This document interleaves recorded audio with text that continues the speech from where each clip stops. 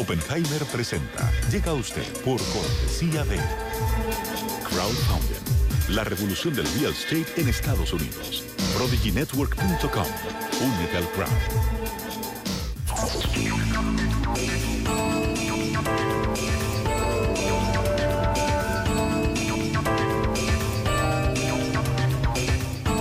Hola, ¿qué tal? ¿Cómo les va? Soy Andrés Oppenheimer. Gracias por estar con nosotros en toda América Latina y Estados Unidos. Hoy les voy a presentar algunos de los grandes innovadores latinoamericanos, los innovadores más creativos, más exitosos del momento. Son innovadores de todos los ámbitos, desde la tecnología hasta la cocina. Los conocí mientras estaba haciendo la investigación para mi nuevo libro llamado Crear o Morir, la esperanza de América Latina y las 5 claves de la innovación, donde entrevisté a grandes innovadores que van desde los genios de la computación hasta estrellas de fútbol. Y los que vamos a ver hoy son algunos de los innovadores que más me impresionaron de todos los que entrevisté en esta investigación para saber cuáles son los secretos para que todos podamos ser más innovadores, más creativos, desde los países hasta las personas. Bueno, primero vamos a ver la entrevista que le hicimos a Luis von Ahn, un joven guatemalteco que a los 22 años inventó un sistema de verificación de Internet que primero vendió a Yahoo, luego modificó y vendió a Google en varias decenas de millones de dólares. El invento de von Ahn se llama reCAPTCHA. Son esas cajitas, vieron en Internet, en la computadora, esas cajitas con letras distorsionadas que uno tiene que copiar para probar que uno es un ser humano y no un robot. Bueno, son usadas diariamente por 180 millones de personas en todo el mundo, todos los días. Ahora, este joven inventó un sistema gratuito para aprender idiomas en Internet que ya tiene 25 millones de usuarios. Más tarde en el programa vamos a hablar con Gastón Acurio, el dueño de Astrid y Gastón, el famoso restaurante. Y es el chef peruano que revolucionó la cocina peruana y la convirtió en un fenómeno mundial. Gastón Acurio es otra historia fascinante. Estudió gastronomía en París, luego fue a Lima para abrir un restaurante francés y al poco tiempo fue al Amazonas para descubrir sabores típicos peruanos e incorporarlos en su restaurante. Y al rato tiró por la borda las cremas de leche, las papas francesas y todo eso y creó un movimiento de chefs de comida peruana. Hoy día tiene 43 restaurantes de comida peruana en 11 países. Está en Nueva York, en Londres, en Madrid, en Miami, en Buenos Aires, en todos lados. Facturan más de 100 millones de dólares anuales. Pero lo que es más importante, logró convertir la cocina peruana en un fenómeno económico y social nacional en Perú. Un fenómeno que se convirtió en uno de los motores de la economía peruana y una de las mayores fuentes de orgullo nacional en el Perú de hoy. Y después vamos a hablar con Jordi Muñoz, el presidente, el jefe tecnológico de 3D Robotics, una de las compañías de drones comerciales más conocidas de Estados Unidos. Otra historia fascinante. Jordi Muñoz vino a Estados Unidos sin trabajo y sin papeles, y sin haber terminado sus estudios de ingeniería que luego terminó. Empezó a escribir en blogs sobre drones, esos aviones o helicópteros no tripulados, que se usan en la guerra, pero también se usan cada vez más con fines comerciales. Y un día escribió en el blog de Chris Anderson, el director de la revista Wired, la Biblia de los nerds tecnológicos en Estados Unidos, escribió que él podía hacer uno de esos aviones no tripulados mucho más barato que el que proponía Anderson, simplemente metiéndole una pieza del Nintendo que le había regalado su mamá para Navidad y que costaba, no me acuerdo, 20, 30 dólares. Bueno, le escribió en ese blog, la entrada le llamó la atención a Anderson. Bueno, el final de la historia es que Anderson al poco tiempo renunció al puestazo que tenía como director de la revista Wired, fundó su propia empresa de drones comerciales y nombró a Jordi Muñoz, a este joven mexicano, como presidente de la compañía. Empecemos con la entrevista que le hicimos a Luis von Ahn, el joven matemático guatemalteco, este genio que le vendió el sistema de autentificación a Google por varios millones o varias decenas de millones de dólares. Veamos.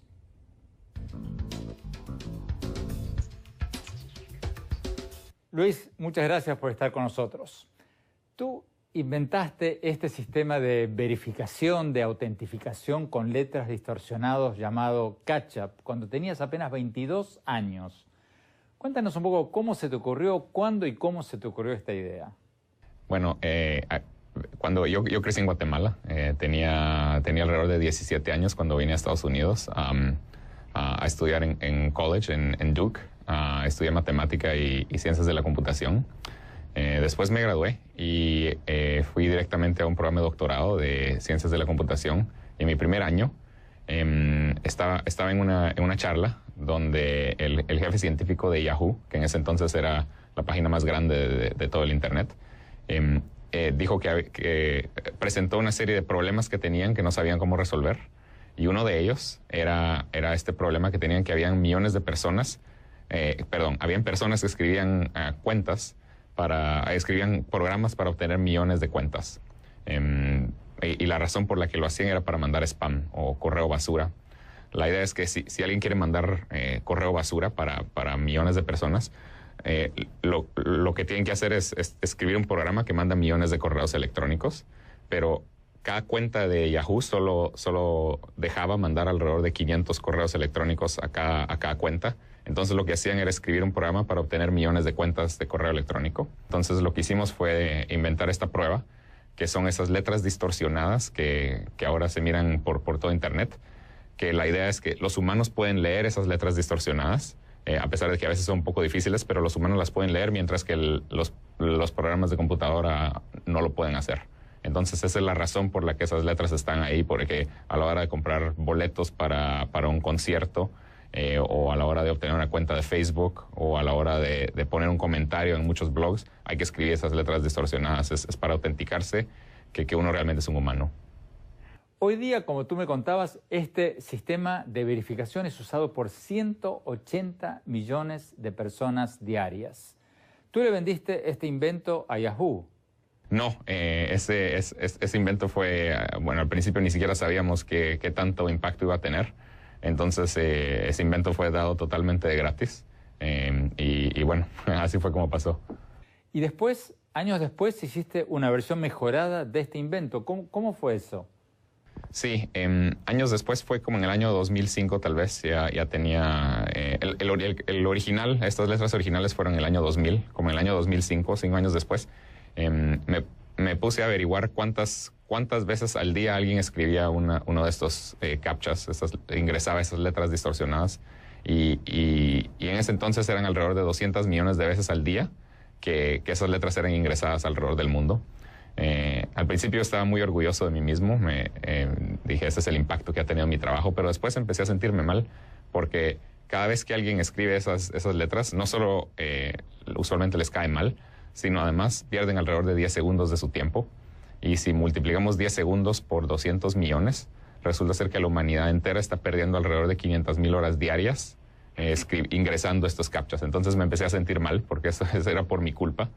Entonces lo que hice fue, me puse a pensar, ¿será que existe alguna manera de utilizar este tiempo para algo bueno? Esos 10 segundos, porque esos 10 segundos, cuando alguien está ingresando un captcha, su cerebro está haciendo algo increíble, su cerebro está haciendo algo que las computadoras aún no pueden hacer.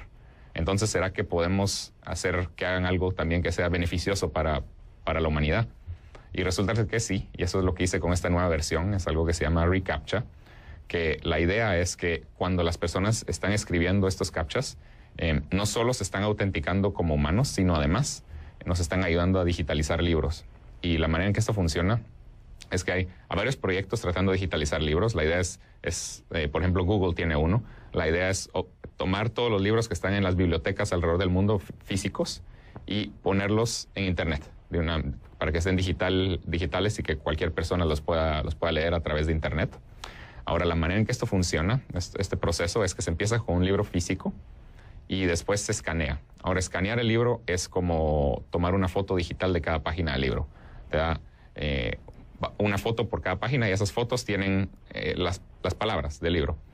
El próximo paso es que la computadora tiene que descifrar todas esas palabras que están en cada una de esas fotos.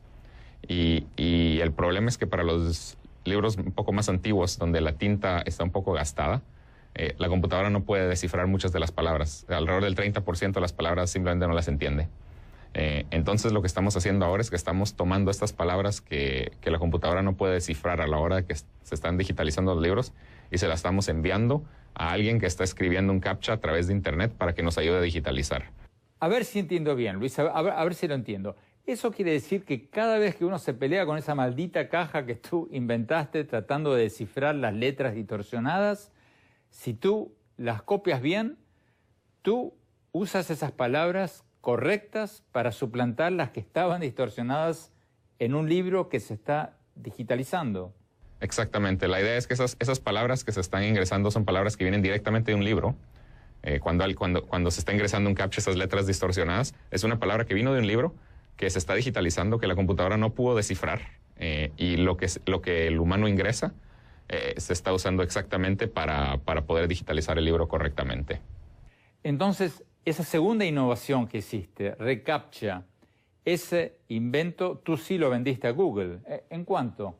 Sí, esta se convirtió en una compañía que lo que hacía era ayudar a digitalizar libros, y la manera que lo hacía era que todas las personas que ingresan CAPTCHAs alrededor del mundo, que son cientos de millones, nos estaban ayudando a digitalizar libros. Por cosas de contrato no puedo decir por cuánto se vendió, pero fueron decenas de millones de dólares para la compañía hacia Google.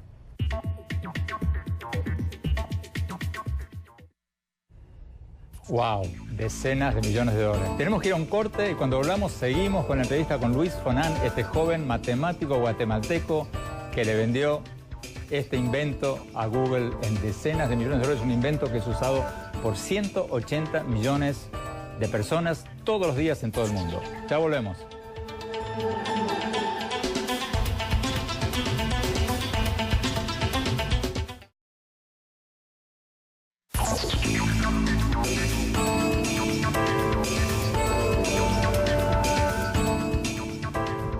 Gracias por seguir con nosotros en este programa sobre algunos de los grandes innovadores latinoamericanos del momento, los que más me impresionaron de todos los que entrevisté para mi nuevo libro, Crear o Morir. Seguimos con la entrevista con Luis von Ahn, el joven matemático guatemalteco que le vendió su sistema de autentificación a Google en varias decenas de millones de dólares y que ahora inventó un sistema de enseñanza de idiomas gratuito por Internet que ya tiene más de 25 millones de usuarios. Sigamos con la entrevista.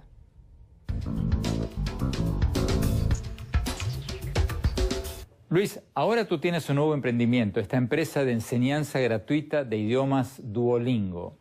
¿De qué se trata? Sí, eso la empecé después de haber vendido esta compañía a Google de digitalización de libros. Estaba en una posición muy afortunada en mi vida. No tenía que volver a trabajar, ni mis hijos tampoco. Entonces quería hacer un nuevo proyecto, pero más que todo para ayudar. En lo que quería concentrarme era en la educación. Es algo que siempre he tenido mucha pasión. Soy profesor universitario también, entonces tengo mucha pasión con la educación. Entonces quería hacer algo para dar educación. Ahora, la educación es muy general, entonces quería enfocarme a un tipo de educación que es muy común en todo el mundo, tal vez un poco menos en Estados Unidos, pero sí en todo el mundo, que es la educación de idiomas, aprendizaje de idiomas. Resulta ser que hay 1.200 millones de personas en el mundo aprendiendo idiomas. Ahora, la mayoría de ellos, alrededor de 800 millones de ellos, primero están aprendiendo inglés y segundo, la razón por la que están aprendiendo inglés es usualmente para obtener un mejor trabajo o para obtener un trabajo. Y son personas usualmente de bajo nivel socioeconómico. O sea que la mayoría de personas aprendiendo otro idioma son personas que están aprendiendo inglés para obtener un trabajo y son gente pobre usualmente. Al mismo tiempo, las maneras que hay para aprender otros idiomas usualmente cuestan mucho dinero. Por ejemplo, acá en Estados Unidos se vende un software que se llama Rosetta Stone, que cuesta entre $500 a $1,000. En Latinoamérica está otro software que se llama Open English, que cuesta alrededor de $1,000. Entonces es irónico que las maneras que hay para aprender otros idiomas son muy caras, pero la mayoría de personas que están aprendiendo otros idiomas lo están haciendo para poder obtener un trabajo. Entonces lo que quería hacer era hacer una manera de aprender idiomas que fuera totalmente gratuita. Pero Luis, la pregunta obvia, si ustedes ofrecen estos cursos de inglés y de otros idiomas gratis, ¿cómo monetizan? ¿Cómo pagan los gastos de la empresa? Sí, esa fue la innovación de esto. Queríamos hacer algo sin cobrarle a los usuarios nunca. Pero al mismo tiempo queremos financiar esto. Entonces, se nos ocurrió una manera de financiarlo que es parecida a esta manera de digitalizar libros, pero un poco diferente. Que la idea es que cuando las personas están aprendiendo, el sistema se llama Duolingo, lo pueden accesar en duolingo.com, también son aplicaciones móviles de Duolingo, pero la idea es que cuando las personas están aprendiendo, por ejemplo, cuando les enseñamos un concepto, por ejemplo, el concepto puede ser el concepto de comida, que les enseñamos todas las palabras de comida, como decir arroz y frijol y lo que sea, les enseñamos las palabras de comida. Después de enseñarles ese concepto, le decimos a los usuarios, ok, aprendieron ese concepto, si quieren practicar lo que acaban de aprender con algo del mundo real, aquí está un documento que está relacionado a comida, que está relacionado a lo que acaban de aprender, en el idioma que están aprendiendo. Por favor, tradúzcanlo a su idioma. Es como un ejercicio.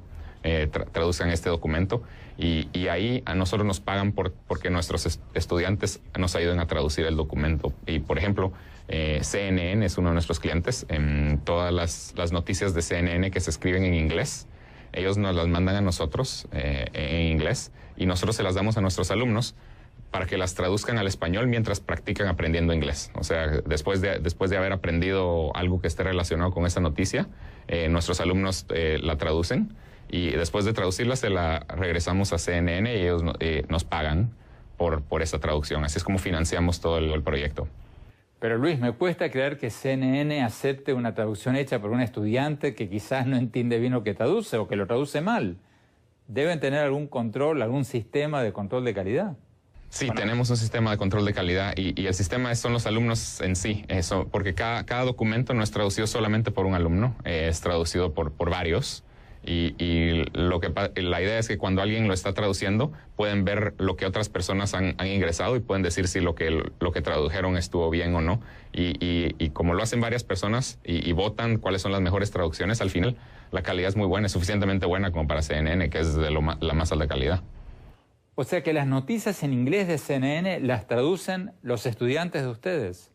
Sí, eso es lo que está pasando y las están traduciendo al mismo tiempo que están aprendiendo inglés. Esa es la idea. Entonces, en cierto sentido, CNN está financiando la educación gratis de estos estudiantes. ¿Cuántos estudiantes tienen ya en Duolingo?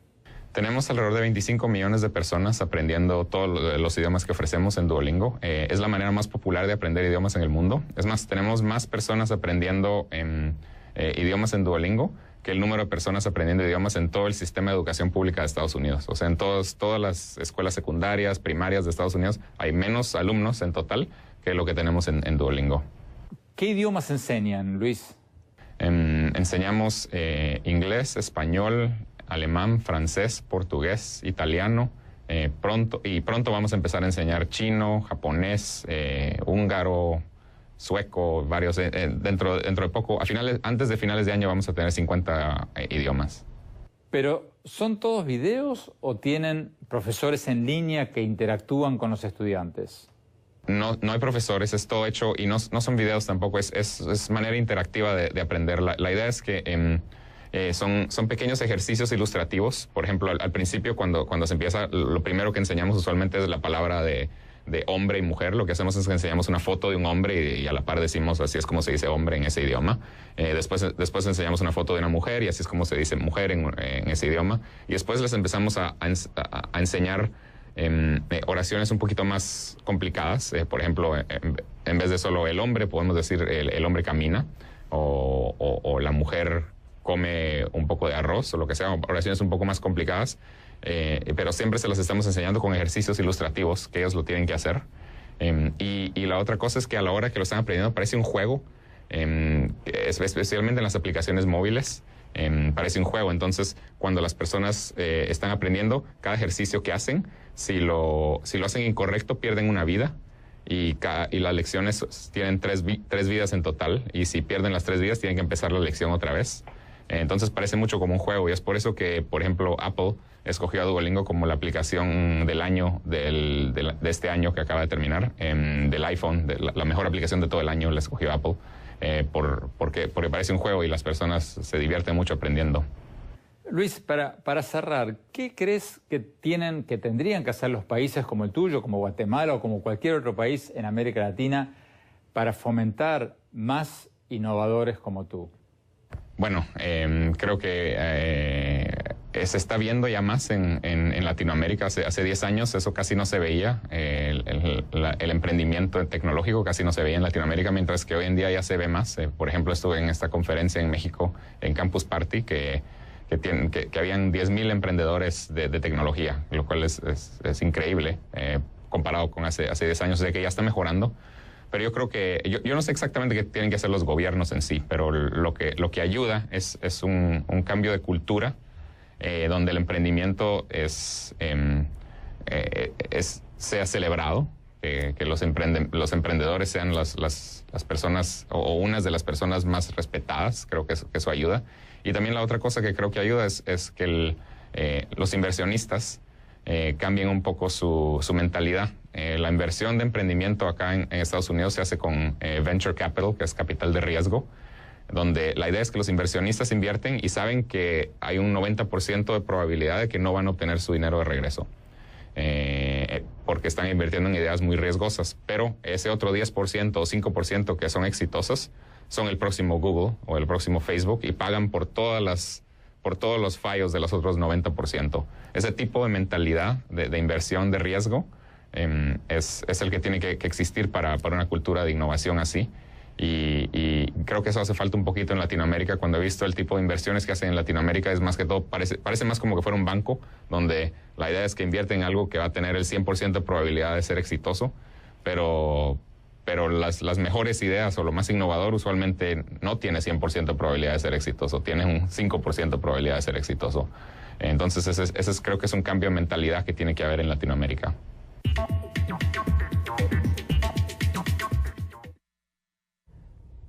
Fascinante. Vamos a un corte y cuando volvamos vamos a ver la entrevista que le hicimos a otro gran innovador latinoamericano, el chef peruano Gastón Acurio. Ya volvemos.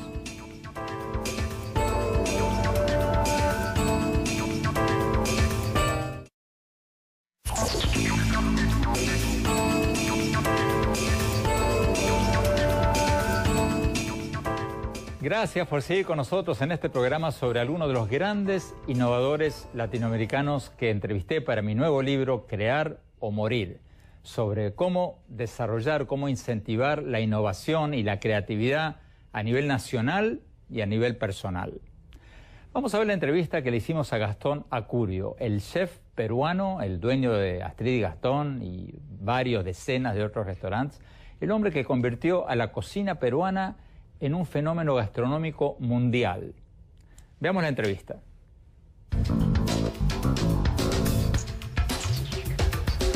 Gastón Acurio, tú ya tienes 43 restaurantes en 11 países, en Nueva York, en San Francisco, en Miami, en Madrid, en todos lados, que facturan más de 100 millones de dólares.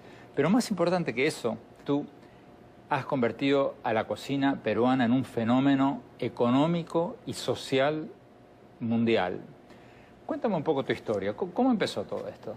Yo nací para ser cocinero. Desde chiquito quería ser cocinero en un entorno en donde nadie entendía por qué un niño, cuyo padre era un político muy importante y respetado en aquel entonces, quería ser cocinero. El rol del cocinero hoy día no es el mismo de aquellos tiempos. ¿Cómo era? O sea, tú venías de una clase media alta. Sí. Sí, crecí en un barrio muy bonito, en una familia llena de amor, estudié en el colegio más emblemático y llegado el momento, obviamente, cuando dije que quería ser cocinero, esto era inaceptable, ¿no? Y me convencieron de que mi destino era ser abogado y me enviaron a España.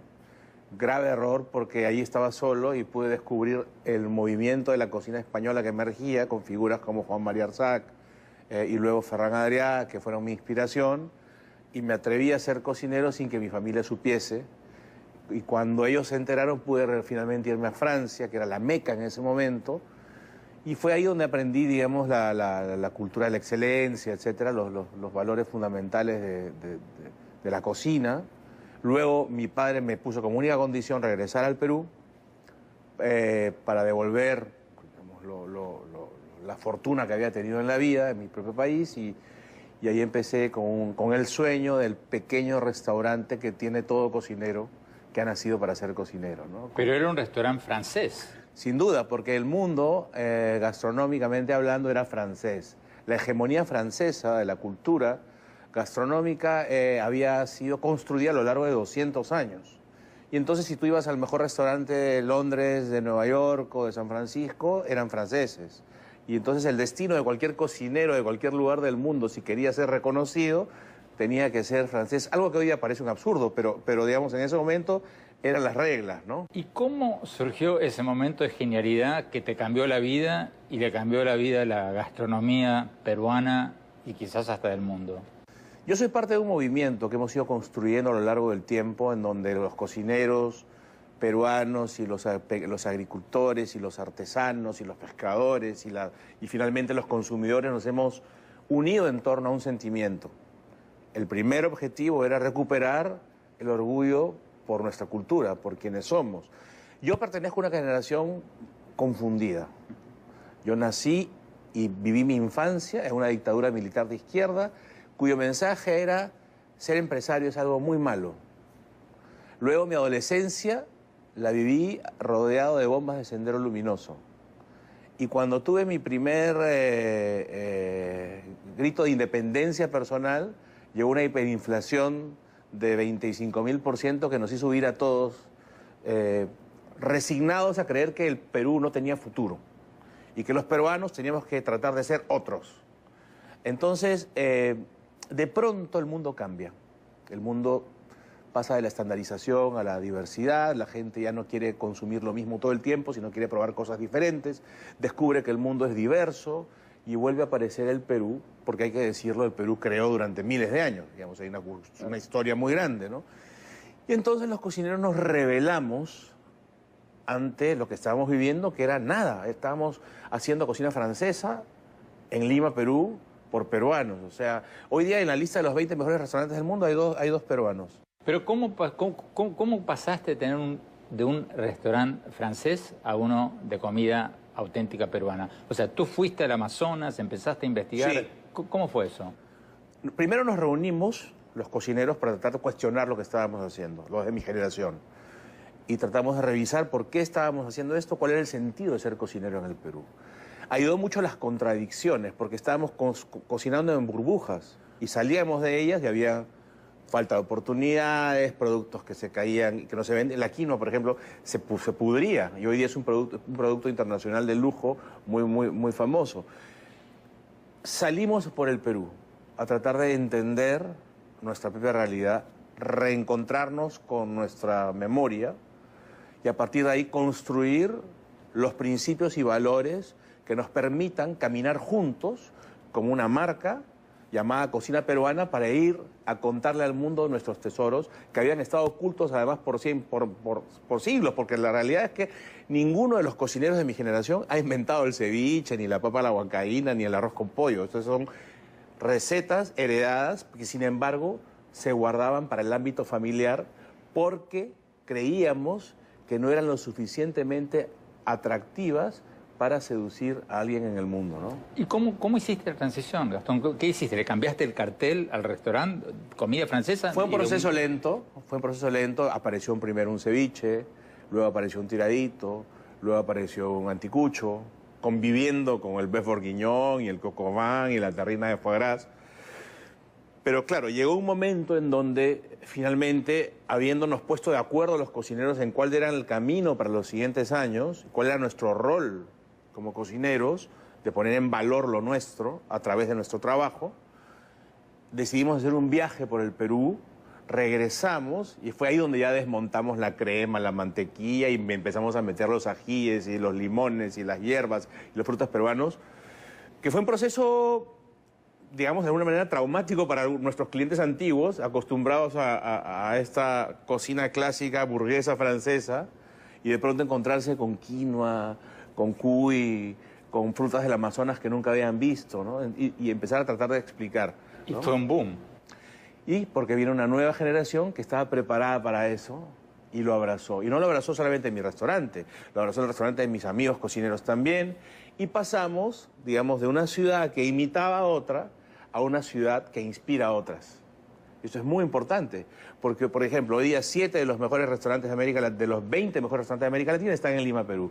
Y los 7 hacen historias del Perú, cocinas del Perú, con productos del Perú, cada uno a su manera, peruano-japonés, peruano-chino, cevichería, andino, amazónico, pero son historias del Perú y por eso están considerados como algo inspirador, ¿no? Con lo cual rompimos finalmente con esta idea nefasta y terrible de creer que somos ciudadanos de segunda categoría, ¿no?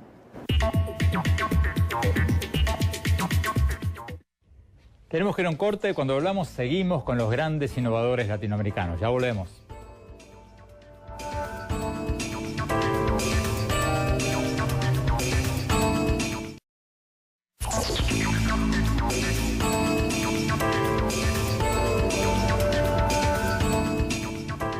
Gracias por seguir con nosotros en este programa sobre algunos de los grandes innovadores latinoamericanos que entrevisté para mi nuevo libro, Crear o Morir, sobre cómo desarrollar, cómo incentivar la innovación y la creatividad a nivel nacional y a nivel personal.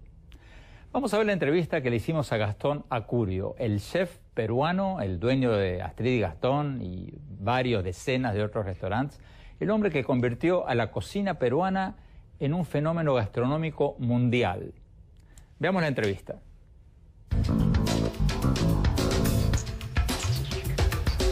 Gastón Acurio, tú ya tienes 43 restaurantes en 11 países, en Nueva York, en San Francisco, en Miami, en Madrid, en todos lados, que facturan más de 100 millones de dólares. Pero más importante que eso, tú has convertido a la cocina peruana en un fenómeno económico y social mundial. Cuéntame un poco tu historia. ¿Cómo empezó todo esto? Yo nací para ser cocinero. Desde chiquito quería ser cocinero en un entorno en donde nadie entendía por qué un niño, cuyo padre era un político muy importante y respetado en aquel entonces, quería ser cocinero. El rol del cocinero hoy día no es el mismo de aquellos tiempos. ¿Cómo era? O sea, tú venías de una clase media alta. Sí. Sí, crecí en un barrio muy bonito, en una familia llena de amor, estudié en el colegio más emblemático y llegado el momento, obviamente, cuando dije que quería ser cocinero, esto era inaceptable, ¿no? Y me convencieron de que mi destino era ser abogado y me enviaron a España. Grave error, porque allí estaba solo y pude descubrir el movimiento de la cocina española que emergía con figuras como Juan María Arsac, y luego Ferran Adrià, que fueron mi inspiración, y me atreví a ser cocinero sin que mi familia supiese. Y cuando ellos se enteraron, pude finalmente irme a Francia, que era la meca en ese momento, y fue ahí donde aprendí, digamos, la cultura de la excelencia, etcétera, los valores fundamentales de la cocina. Luego mi padre me puso como única condición regresar al Perú para devolver, digamos, la fortuna que había tenido en la vida, en mi propio país, y ahí empecé con el sueño del pequeño restaurante que tiene todo cocinero, que ha nacido para ser cocinero, ¿no? Pero era un restaurante francés. Sin duda, porque el mundo, gastronómicamente hablando, era francés. La hegemonía francesa de la cultura gastronómica había sido construida a lo largo de 200 años. Y entonces, si tú ibas al mejor restaurante de Londres, de Nueva York o de San Francisco, eran franceses. Y entonces el destino de cualquier cocinero de cualquier lugar del mundo, si quería ser reconocido, tenía que ser francés. Algo que hoy día parece un absurdo, pero digamos, en ese momento eran las reglas, ¿no? ¿Y cómo surgió ese momento de genialidad que te cambió la vida y le cambió la vida a la gastronomía peruana y quizás hasta del mundo? Yo soy parte de un movimiento que hemos ido construyendo a lo largo del tiempo, en donde los cocineros peruanos y los agricultores y los artesanos y los pescadores y finalmente los consumidores nos hemos unido en torno a un sentimiento. El primer objetivo era recuperar el orgullo por nuestra cultura, por quienes somos. Yo pertenezco a una generación confundida. Yo nací y viví mi infancia en una dictadura militar de izquierda, cuyo mensaje era: ser empresario es algo muy malo. Luego mi adolescencia la viví rodeado de bombas de Sendero Luminoso. Y cuando tuve mi primer grito de independencia personal, llegó una hiperinflación de 25.000% que nos hizo huir a todos, resignados a creer que el Perú no tenía futuro y que los peruanos teníamos que tratar de ser otros. Entonces, de pronto el mundo cambia. El mundo pasa de la estandarización a la diversidad, la gente ya no quiere consumir lo mismo todo el tiempo, sino quiere probar cosas diferentes, descubre que el mundo es diverso y vuelve a aparecer el Perú, porque hay que decirlo, el Perú creó durante miles de años, digamos, hay una historia muy grande, ¿no? Y entonces los cocineros nos rebelamos ante lo que estábamos viviendo, que era nada. Estábamos haciendo cocina francesa en Lima, Perú, por peruanos. O sea, hoy día en la lista de los 20 mejores restaurantes del mundo hay dos peruanos. Pero ¿cómo pasaste de tener de un restaurante francés a uno de comida auténtica peruana? O sea, tú fuiste al Amazonas, empezaste a investigar. Sí. ¿Cómo fue eso? Primero nos reunimos los cocineros para tratar de cuestionar lo que estábamos haciendo, los de mi generación. Y tratamos de revisar por qué estábamos haciendo esto, cuál era el sentido de ser cocinero en el Perú. Ayudó mucho las contradicciones, porque estábamos cocinando en burbujas y salíamos de ellas y había falta de oportunidades, productos que se caían y que no se venden. La quinoa, por ejemplo, se pudría y hoy día es un producto internacional de lujo muy famoso. Salimos por el Perú a tratar de entender nuestra propia realidad, reencontrarnos con nuestra memoria y a partir de ahí construir los principios y valores que nos permitan caminar juntos como una marca llamada Cocina Peruana para ir a contarle al mundo nuestros tesoros que habían estado ocultos además por siglos, porque la realidad es que ninguno de los cocineros de mi generación ha inventado el ceviche, ni la papa a la huancaína, ni el arroz con pollo. Estas son recetas heredadas que sin embargo se guardaban para el ámbito familiar porque creíamos que no eran lo suficientemente atractivas para seducir a alguien en el mundo, ¿no? ¿Y cómo hiciste la transición, Gastón? ¿Qué hiciste? ¿Le cambiaste el cartel al restaurante? ¿Comida francesa? Fue un proceso lento, Apareció primero un ceviche, luego apareció un tiradito, luego apareció un anticucho, conviviendo con el beef bourguignon y el coq au vin y la terrina de foie gras. Pero claro, llegó un momento en donde finalmente, habiéndonos puesto de acuerdo los cocineros en cuál era el camino para los siguientes años, cuál era nuestro rol como cocineros, de poner en valor lo nuestro a través de nuestro trabajo, decidimos hacer un viaje por el Perú, regresamos y fue ahí donde ya desmontamos la crema, la mantequilla y empezamos a meter los ajíes y los limones y las hierbas y los frutos peruanos, que fue un proceso, digamos, de alguna manera traumático para nuestros clientes antiguos, acostumbrados a esta cocina clásica burguesa francesa, y de pronto encontrarse con quinoa, con cuy, con frutas del Amazonas que nunca habían visto, ¿no? Y empezar a tratar de explicar, ¿no? Y fue un boom. Y porque viene una nueva generación que estaba preparada para eso y lo abrazó. Y no lo abrazó solamente en mi restaurante, lo abrazó en el restaurante de mis amigos cocineros también. Y pasamos, digamos, de una ciudad que imitaba a otra a una ciudad que inspira a otras. Esto es muy importante, porque, por ejemplo, hoy día 7 de los mejores restaurantes de América Latina, de los 20 mejores restaurantes de América Latina, están en Lima, Perú. Y los 7 hacen historias del Perú, cocinas del Perú, con productos del Perú, cada uno a su manera, peruano-japonés, peruano-chino, cevichería, andino, amazónico, pero son historias del Perú y por eso están considerados como algo inspirador, ¿no? Con lo cual rompimos finalmente con esta idea nefasta y terrible de creer que somos ciudadanos de segunda categoría, ¿no?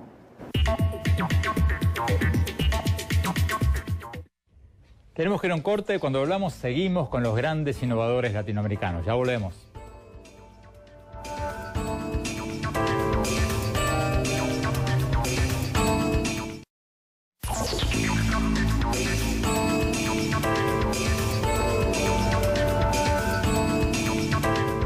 Muchas gracias por habernos acompañado y no se olviden de seguirnos en nuestro Twitter, @OppenheimerA, y en nuestro Facebook. Y también pueden ver allí algunos de nuestros últimos programas gratuitamente, ahí en nuestra página web oppenheimerpresenta.com.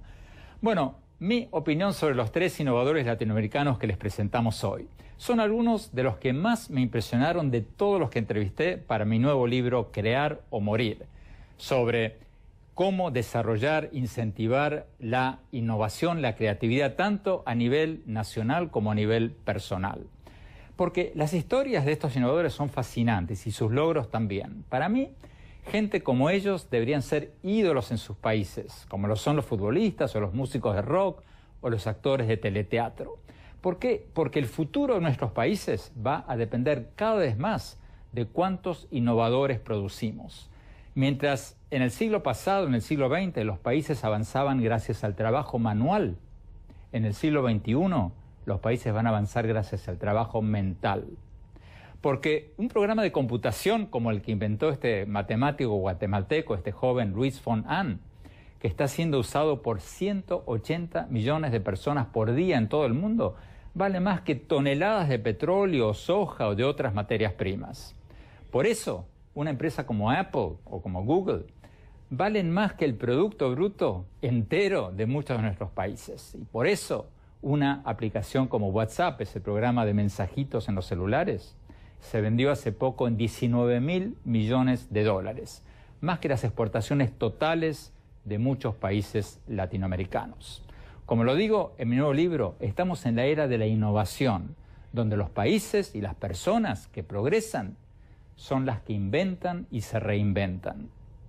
Muchas gracias y ojalá que estos y otros grandes innovadores latinoamericanos sean una inspiración para muchos otros.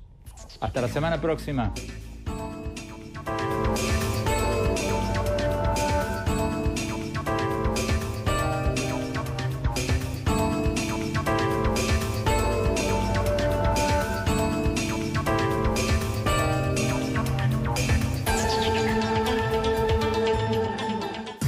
Oppenheimer presenta. Llega a usted por cortesía de Crowdfunding, la revolución del real estate en Estados Unidos. ProdigyNetwork.com. Únete al crowd.